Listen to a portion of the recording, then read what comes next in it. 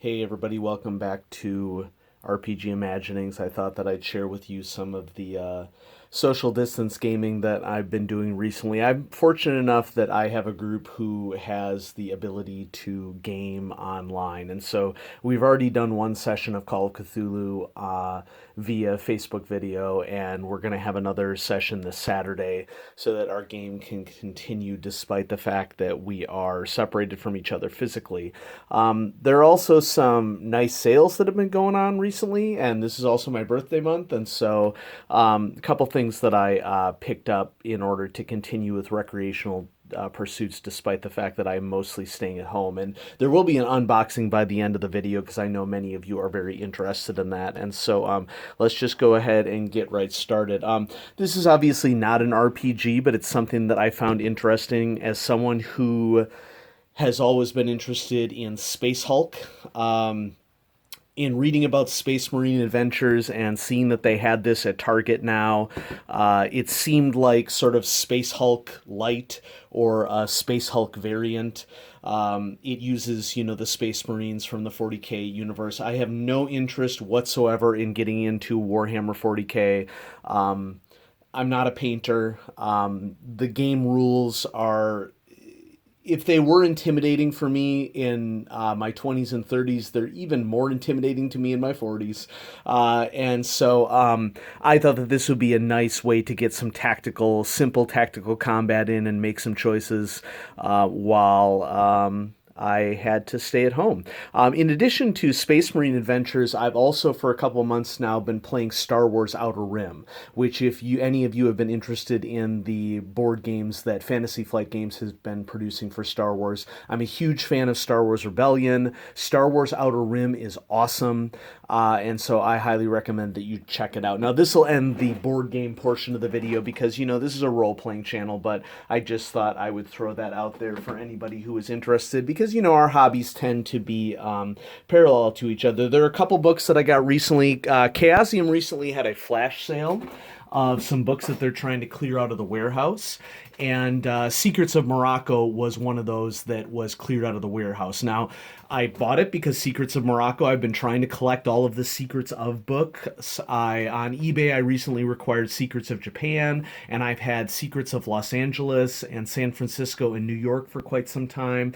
I'm not sure if I have a copy of Secrets of New Orleans. I should check that out, but I didn't have Secrets of Morocco yet, and I've been reading through this, and, it's a cool source book.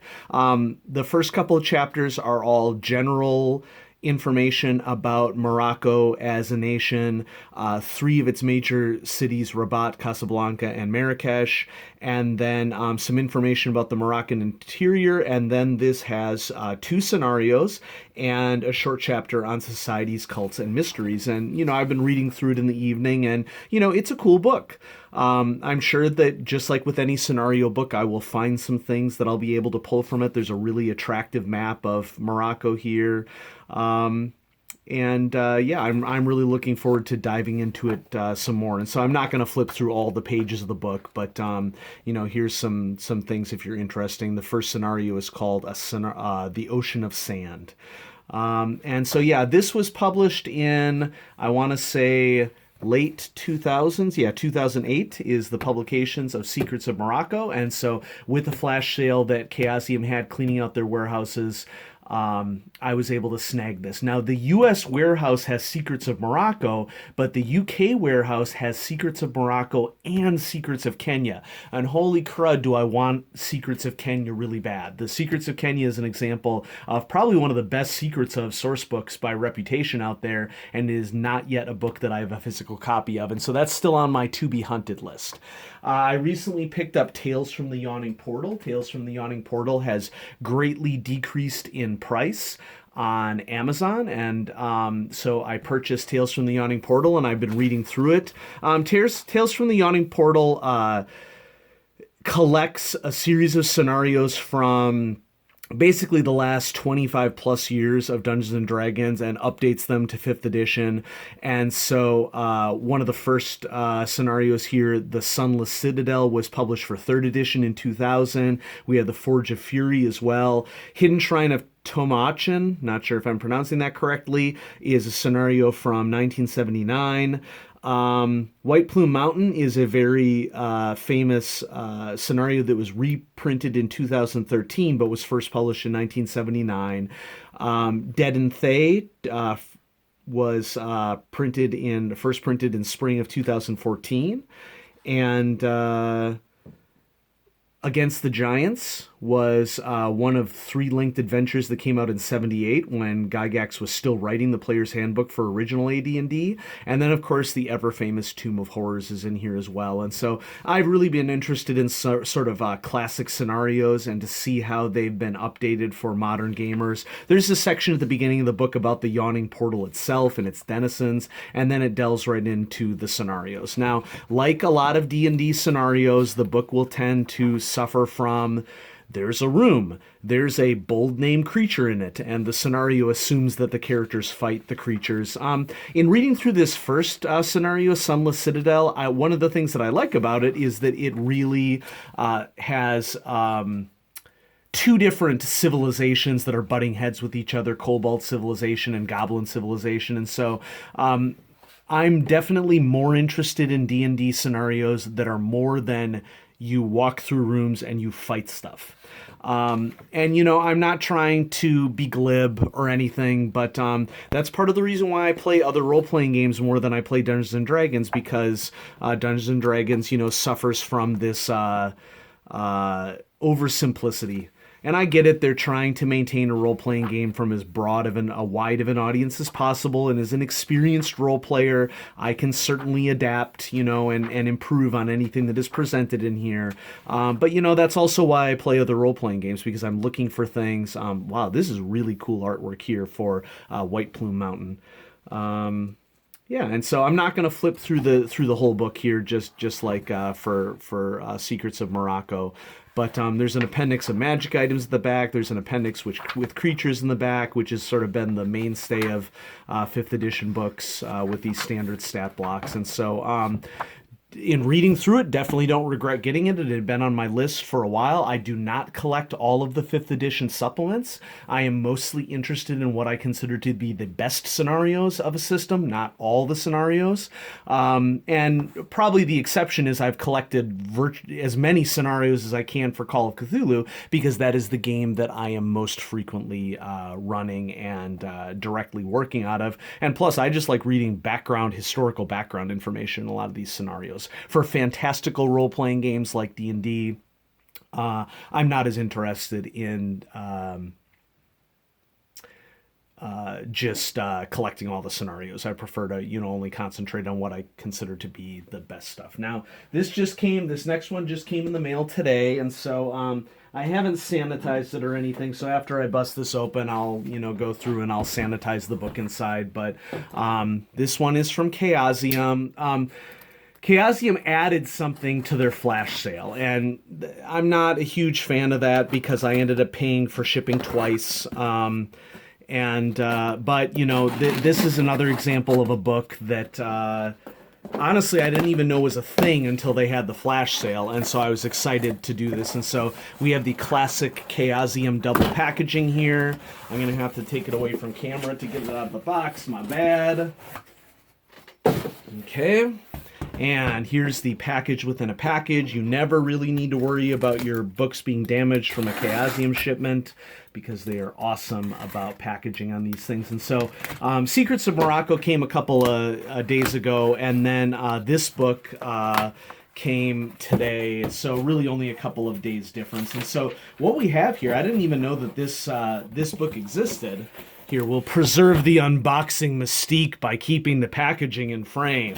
Whatever. We have Gloranthan Classics, Borderlands and Beyond. Ooh. Now, I didn't even know this book was a thing, and the flash sale sort of let me know that this was a possibility, because Borderlands and Beyond is not listed as a physical release on Chaosium's website. It's only listed as a PDF. And I tend to do physical media much more than I will do digital media, and so if I understand this correctly, and if we read the foreword here a little bit, this book sort of compiles material from 4 different sources. It compiles from Borderlands, Plunder, Rune Masters, and Nomad Gods, and the RuneQuest companion, so 5 sources. Plus, it says that there's some articles from the Worms Footnotes and Pegasus Magazine. Worms Footnotes was a zine that was produced for RuneQuest back in the day. Of course, Rick Meintz is one of the chief operating officers of Chaosium. Excuse me.